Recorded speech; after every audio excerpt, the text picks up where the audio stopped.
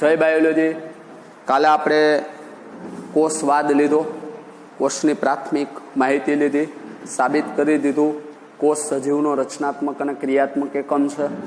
Cell theory લીધી. આધુનિક સેલવાદ, આધુનિક કોષવાદના મુખ્ય બે મુદ્દાઓ છે. સજીવો કોષ અને એમની નિપજોના બનેલા છે. રુડોલ્ફ વિસોર્વના મતે પૂર્વ અસ્તિત્વ ધરાવતા કોષમાંથી જ નવા કોષનું સર્જન થાય છે. હવે આપણે ત્યાર પછી ચર્ચા એવી કરી હતી કે ભાઈ 1940માં ઇલેક્ટ્રોન માઇક્રોસ્કોપની શોધ થયા પછી કોષની અંદર જોવા મળતી જટિલ સંરચનાઓ એટલે કે અંગિકાઓનો અભ્યાસ કરવાનું શક્ય બન્યું. એમને ધ્યાનમાં રાખીને આપણે કોષનું અવલોકન એટલે કે કોષનું વિહંગાવલોકનની ચર્ચા કરીએ. સામાન્ય રીતે જો મારે કોઈ કોષનો અભ્યાસ કરવો હોય તો મારે લાક્ષણિક કોષ લેવો પડે. લાક્ષણિક કોષ એટલે એવો કોષ કે જે કોષમાં જોવા મળતી તમામ આવશ્યક સંરચનાઓ ધરાવે, ત્યારે એવા કોષને લાક્ષણિક કોષ તરીકે લઈ શકાય. અહીંયા લાક્ષણિક કોષ તરીકે જો વનસ્પતિનો કોષ પસંદ કરવામાં આવે તો અહીંયા લાક્ષણિક વનસ્પતિ કોષ છે ડુંગળીના કોષો. જો પ્રાણી કોષ પસંદ કરવામાં આવે તો છે માનવ ગાલની દિવાલના કોષો. દિવાલના કોષો આ એવા કોષો છે કે જેમનો સૂક્ષ્મદર્શક યંત્રમાં અભ્યાસ થઈ શકે.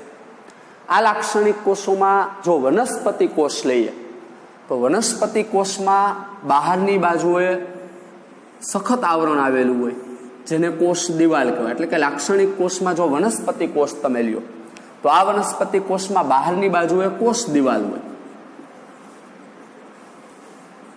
અને અંદરની બાજુએ કોષ રસ્તર હોય, જે આપણે ભણી ગયા છીએ આગળ. આ કોષ રસ્તર.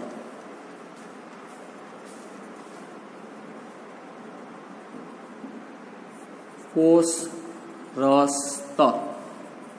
પણ જો લાક્ષણિક પ્રાણી કોષની ચર્ચા કરીએ તો આ લાક્ષણિક પ્રાણી કોષમાં બહારની બાજુએ સીધું એક આવરણ જ આવેલું જેને કહેવાય કોષ રસ્તર.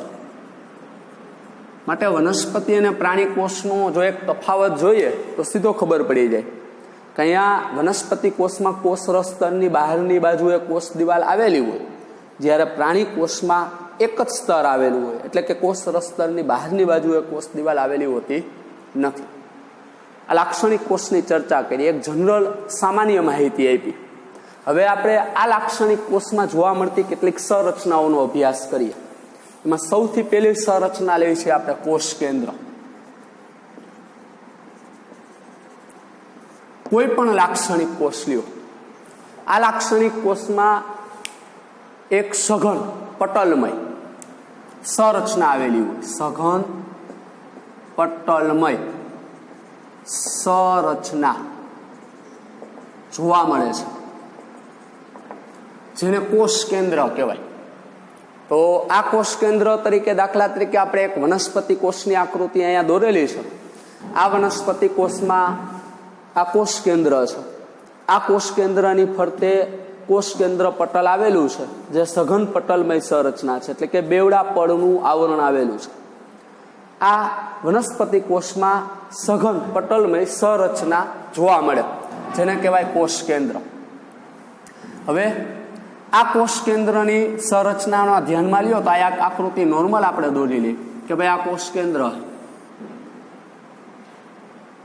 આ કોષ કેન્દ્રની ફરતે બેવડી પટલમય સંરચના જોવા મળે.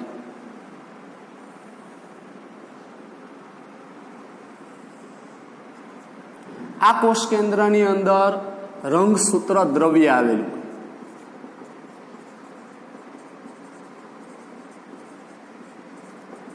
આવેલું હોય છે. આ રંગસૂત્ર દ્રવ્ય છે અને જે ડીએનએ નું બનેલું હોય. ડીએનએ આપને ખબર છે આનુવંશિકતાનો એકમ જનીન છે. જનીન ડીએનએ જનીનનો નાનો ટુકડો, ડીએનએનો નાનો ટુકડો જેને જનીન બોલાય. આ ડીએનએ આપણે ભણી ગયા છીએ ત્યાં લગીને આપણે એવી માહિતી છે કે ભાઈ આનુવંશિક લક્ષણો માટે જવાબદાર ઘટક જણાવો તો કે ડીએનએ, ડીઓક્સી રિબોન્યુક્લિક એસિડ.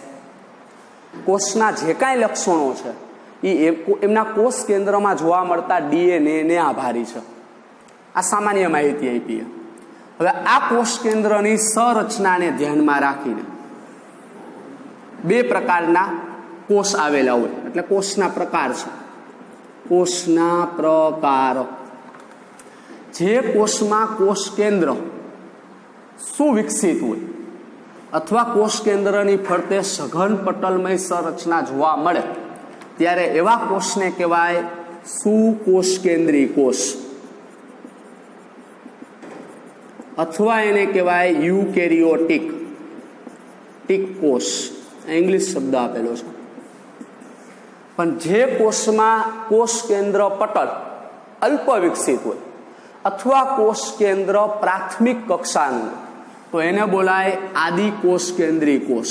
એવા કોષોને આદિ કોષ કેન્દ્રી કોષ અથવા એને બોલાય પ્રોકેરિયોટિક કોષ. આપણે ફોર એક્ઝામ્પલ આપવું હોય તો કે ભાઈ આદિ કોષ કેન્દ્રી કોષ, તો એક્ઝામ્પલ તરીકે બેક્ટેરિયાના કોષો. બેક્ટેરિયાના કોષો, બેક્ટેરિયા એ આદિ કોષ કેન્દ્રી કોષમાં આવે. સુકોષ કેન્દ્રી કોષનું ઉદાહરણ દેવું હોય તો કે લાક્ષણિક માનવ ગાલની દિવાલના કોષો અને ડુંગળીના કોષો જે સુકોષ કેન્દ્રી કોષમાં આવે. એટલે કે વનસ્પતિ અને પ્રાણી કોષો જે સુકોષ કેન્દ્રી કોષના ઉદાહરણ છે. હવે આની માહિતી આગળ ભણશું, પણ અત્યારે નોર્મલ એક ચર્ચા કરી લઈ કે ભાઈ સુકોષ કેન્દ્રી કોષમાં તો કે કોષ કેન્દ્ર પટલ, અહીંયા આ કોષની અંદર કોષ કેન્દ્ર પટલ સુવિકસિત હોય.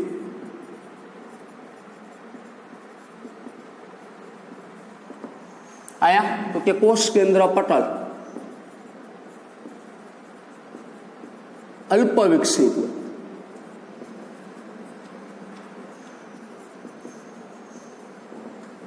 હજી બીજી કોઈ ચર્ચા કરવી હોય તો કે બેના ઉદાહરણ.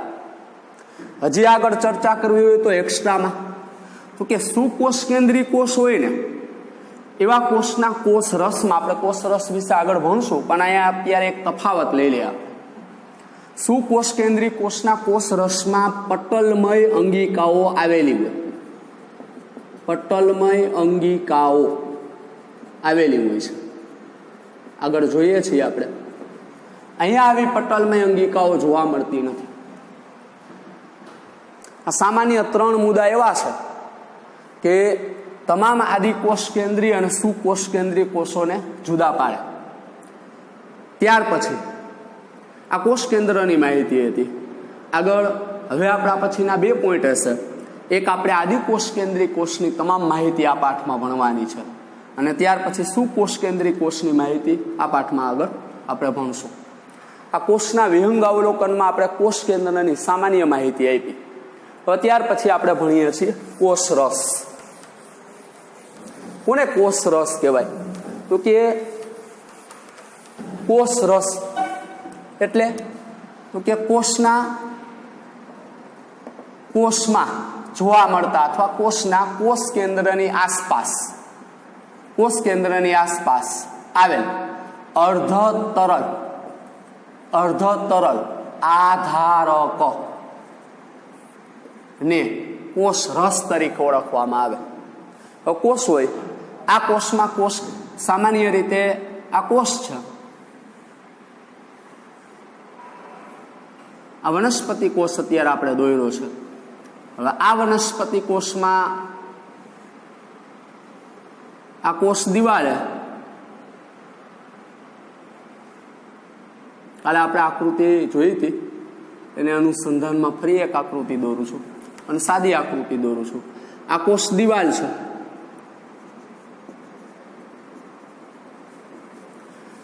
અહીંયા કોષ કેન્દ્ર છે. આ કોષ કેન્દ્ર અને આ કોષ દિવાલ, એની અંદર કોષ રસ સ્તર આવેલું હોય. પણ આપણે સાદું સરળતાથી સમજી લઈ તો કે કોષ કેન્દ્રની આજુબાજુ જે આ અર્ધ તરલ એટલે દહીં જેવું સેમી ફ્લુઇડ જે પ્રવાહી આવેલું હોય જેને બોલાય કોષરસ. આ કોષરસ છે. આ કોષરસ કોષનું કદ રોકે, એટલે કોષનું કદ રોકે છે. આનો મિનિંગ એવો થાય કે કોઈ પણ કોષ હોય એમના કદનો આધાર એમાં રહેલા કોષ રસ પર હોય. માટે કોષરસ એ કોષના કદ માટે જવાબદાર છે. આ ઉપરાંત કોષમાં થતી તમામ જૈવ રાસાયણિક, સામાન્ય રીતે આને એમ બોલાય રાસાયણિક પ્રક્રિયાઓ જે અસ્તિત્વ ટકાવી રાખવા માટે જવાબદાર, જૈવ રાસાયણિક અથવા રાસાયણિક પ્રક્રિયાઓ અને કોષીય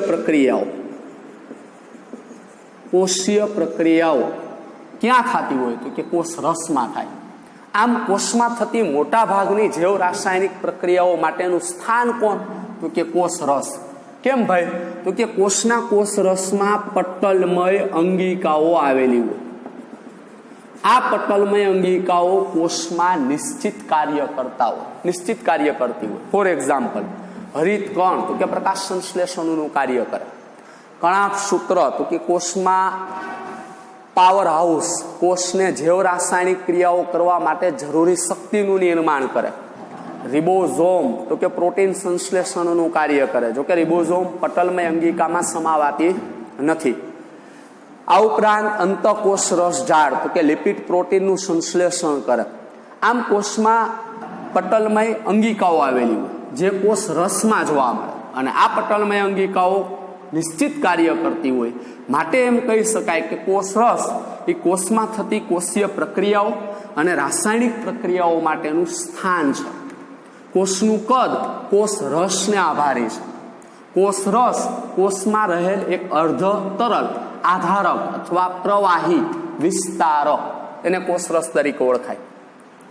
કોષ કેન્દ્ર, હવે કોઈ પણ કોષ લઈ લ્યો, પટલમય અંગિકાઓની ચર્ચા કરીએ છીએ આપણે. પહેલી ચર્ચા કરી કોષ કેન્દ્ર, બીજી ચર્ચા કરી કોષ રસ, હવે ત્રીજી ચર્ચા કરીએ છીએ પટલમય અંગિકાઓ. તો કે કોઈ પણ કોષ લઈ લ્યો, વનસ્પતિ કોષ હોય કે પ્રાણી કોષ હોય, એ કોષોમાં કોષ કેન્દ્ર ઉપરાંત, એટલે એક પટલમય સંરચના આપણે કહી દીધી કોષ કેન્દ્ર. હવે કોષ કેન્દ્ર ઉપરાંત બેવડી પટલમય સંરચનાઓ જોવા મળે. તો એ બેવડી પટલમય સંરચનાઓને બોલાય પટલમય અંગિકાઓ. આ પટલમય અંગિકાઓમાં તો કે હરિતકણ, કણાભસૂત્ર, લાઇસોઝોમ, અંતઃકોષરસ ઝાડ, પેરોક્સુક્ષ્મકાય નામની સંરચનાઓ, રસધાની, આ બધી પટલમય સંરચનાઓ છે. પણ હવે આપણે અહીંયા એક અલગથી પોઈન્ટ લઈએ છીએ. કોષમાં આવેલી વનસ્પતિ કોષ કે પ્રાણી કોષમાં આવેલી અંગિકાઓને આપણે બે ભાગમાં વેચી છે. અહીંયા ખરેખર અંગિકાઓ બે પ્રકારની છે, પટલમય અંગિકા અને પટલવિહીન અંગિકા.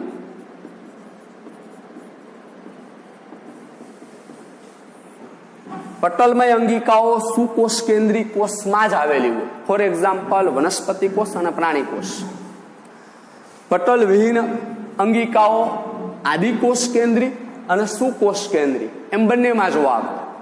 પટલમય અંગિકાઓમાં એક્ઝામ્પલ કોણ તો કે આ અંગિકાઓ એવી છે કે એમની ફરતે પટલમય સંરચના જોવા મળે. આ અંગિકાઓ એવી છે કે એની ફરતે પટલ ના આવેલા, આવી કણ સ્વરૂપે જોવા મળે. આ પટલવિહીન છે અને આ પટલમય છે. પટલમય અંગિકાઓમાં મેં તમને નામ આપ્યા એક્ઝામ્પલ, હરિતકણ, કણાભસૂત્ર, અંતઃકોષરસ ઝાડ, લાઇસોઝોમ,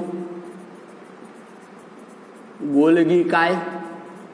આ બધી પટલમય અંગિકાઓ છે જે કોષના કોષ રસમાં આવેલી હોય અને કોઈ ચોક્કસ કાર્ય કરતી હોય. આ પટલમય અંગિકાઓ માત્ર સુકોષ કેન્દ્રી કોષોમાં જ આવેલી હોય. સુકોષ કેન્દ્રી કોષમાં જ જોવા મળે. જ્યારે પટલવિહીન અંગિકાઓ તો કે આ અંગિકાઓ એવી છે કે એ સુકોષ કેન્દ્રી, કેન્દ્રી કોષ અને આદિકોષ કેન્દ્રી, આકાશ જોતો આવે, આદિકોષ કેન્દ્રી કોષ, એ બેયમાં જોવા મળે. આ પટલ વિહીન અંગિકા છે. એ પટલ વિહીન અંગિકામાં એક્ઝામ્પલ છે એક રિબોઝોમ અને એક છે તારા કેન્દ્ર. આ બે પટલ વિહીન અંગિકા છે. એમાં રિબોઝોમ સુકોષ કેન્દ્રી અને આદિકોષ કેન્દ્રી બેયમાં જોવા મળે, ધ્યાન રાખજો. આ ઉપરાંત રિબોઝોમ એવું નથી કે કોષના કોષ રસમાં જ જોવા મળે. આ ઉપરાંત આ રિબોઝોમ અન્ય કોષના કોષ રસમાં આવેલી અન્ય કેટલીક અંગિકાઓમાં આવેલી. ફોર એક્ઝામ્પલ, આ રિબોઝોમ હરિતકણ, કણાભસૂત્ર કે અંતકોષ રસ ઝાડની સપાટી પર પણ જોવા મળે. માટે અંગિકામાંની અંગિકા તો એક્ઝામ્પલ આવશે રિબોઝોમ. તારા કેન્દ્ર ફક્ત પ્રાણી કોષમાં જ જોવા મળે, ધ્યાન રાખજો. આ ફક્ત પ્રાણી કોષમાં જોવા મળે અને જે કોષ વિભાજન દરમિયાન દ્વિધ્રુવીય ત્રાકનું સર્જન કરે, જે આપણે 10મા ચેપ્ટરમાં કોષ વિભાજન ભણશું ત્યારે આપણે આની ચર્ચા કરશું કે તારા કેન્દ્ર શું છે. આમ કોષમાં જોવા મળતી અંગિકાઓની ચર્ચા કરી આપણે. કોષમાં જોવા મળતી અંગિકાઓ આમ બે પ્રકારની છે, પટલમય અને પટલ વિહીન. પટલમય અંગિકાઓ ફક્ત સુકોષ કેન્દ્રી કોષમાં જ આવેલી હોય અને એક્ઝામ્પલ આપણે આપેલા છે. આ બધી પટલમય અંગિકાઓ છે. પટલ વિહીન અંગિકાઓમાં અત્યારે આપણી પાસે બે છે, રિબોઝોમ, તારા કેન્દ્ર. આ બે પટલ વિહીન અંગિકા છે. આ ઉપરાંત અત્યારે આપણે યાદ રાખી લે, કોષના કોષ કેન્દ્રમાં જોવા મળતી કોષ કેન્દ્રિકા એ પણ પટલ વિહીન અંગિકા છે. એમાં જો રિબોઝોમની ચર્ચા કરીએ તો એ સુકોષ કેન્દ્રી કોષના કોષ રસમાં અને આદિકોષ કેન્દ્રી કોષના કોષ રસમાં એમ બે જગ્યાએ જોવા મળે. આ ઉપરાંત રિબોઝોમ અન્ય અંગિકાઓમાં પણ આવેલી હોય. ફોર એક્ઝામ્પલ તો કે હરિતકણ, કણાભસૂત્ર અને અંતકોષ રસ ઝાડની સપાટી પર. જ્યારે બીજી એક પટલ વિહીન અંગિકા છે તારા કેન્દ્ર, જે ફક્ત પ્રાણી કોષમાં જ જોવા મળે. હવે આ કોષનું વિહંગાવલોકન હતું. કોષના વિહંગાવલોકનમાં આપણે એમની મુખ્ય સંરચનાઓ જોઈ. સૌથી પહેલા પટલની ચર્ચા કરી કે ભાઈ વનસ્પતિ કોષમાં બે પટલ હોય, બાહ્ય આવરણ, અંત આવરણ. પ્રાણી કોષમાં ફક્ત એક જ પટલ હોય, બાહ્ય આવરણ. પછી આપણે ચર્ચા કરી કોષ કેન્દ્ર. પછી આપણે કોષ કેન્દ્રને ધ્યાનમાં રાખીને કોષના બે પ્રકાર પાડ્યા, આદિકોષ કેન્દ્રી, સુકોષ કેન્દ્રી. ત્યાર પછી કોષ કેન્દ્રની આસપાસ આવેલા અર્ધ તરલ આધારકને આપણે કોષ રસ કીધું અને કોષ રસની ચર્ચા કરી. અને એ કોષ રસમાં જોવા મળતી અંગિકાઓને આધારે આપણે એમના બે પ્રકાર પાડ્યા, પટલમય અને પટલ વિહીન. હવે કોઈ પણ કોષ તમે કોષનું વિહંગાવલોકન કરતા હોય ત્યારે, હવે કોષનું આપણે વિહંગાવલોકન કરીએ છીએ ત્યારે જે કોષ આપણે જોવા મળે છે એ તમામ કોષ એમના કદ, આકાર અને કાર્યો માં વિવિધતા દર્શાવે છે. માટે કોષો એમના કદ, આકાર અને કાર્યોમાં વિવિધતા દર્શાવતા હોય. એમાં પેલો મુદ્દો લઈ છીએ આપણે કદને ધ્યાનમાં રાખીને, અને એ માટે થોડીક આપણે ટ્રીકથી યાદ રાખીએ છીએ. સૌથી ઓછામાં ઓછું કદ નાનું 0.1, ત્યાર પછી એના કરતાં મોટું 0.3. આપણે થોડીક યાદ રાખવાની ટ્રીકથી લઈ છીએ. પછી આપણે લઈ છીએ 1 થી 2. બધા જ કદ આપણે માઇક્રોમીટરમાં લઈ છીએ, ધ્યાન રાખજો. માઇક્રો એટલે 10⁻6 થાય, બરાબર છે? એટલે એને ધ્યાનમાં રાખીને આ બધા કદ લીધેલા છે. ત્યાર પછી આપણે લઈ છીએ 3 થી 5 માઇક્રોમીટર. ત્યાર પછી આપણે લઈ છીએ 7 માઇક્રોમીટર. ત્યાર પછી આપણે લઈ છીએ 10 થી 20 માઇક્રોમીટર. આ બધા કદો માઇક્રોમીટરમાં છે. તો અત્યારે તમારી ટેક્સ્ટ પ્રમાણે આપેલો સૌથી નાનામાં નાનો કોષ કયો છે તો કે પીપીએલો, પ્લુરોન્યુમોનિયા લાઇક ઓર્ગેનિઝમ, જે માઇકોપ્લાઝમાનો એક પેટા પ્રકાર છે. માઇકોપ્લાઝમામાં જ સમાવાય. તો 0.3માં કોણ આવે તો કે માઇકોપ્લાઝમા, જે બેક્ટેરિયા કરતાંય નાના છે, ધ્યાન રાખજો. વાયરસને સજીવ તરીકે લઈ ન શકાય, માટે અત્યારે આપણે વાયરસની ચર્ચા નથી કરતા, ધ્યાન રાખજો. અહીંયા સૌથી નાનામાં નાનો કોષ માઇકોપ્લાઝમામાં સમાવિષ્ટ પીપીએલો. ત્યાર પછી 1 થી 2 કદ તો કે લાક્ષણિક બેક્ટેરિયા.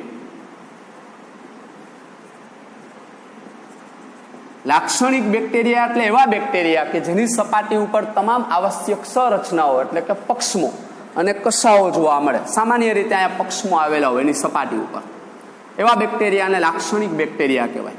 સાદા બેક્ટેરિયા ખાલી 3 થી 5 માઇક્રોમીટર. મનુષ્યના રક્તકણ 7 માઇક્રોમીટર કદ ધરાવે અને તમામ સુકોષ કેન્દ્રીય કોષ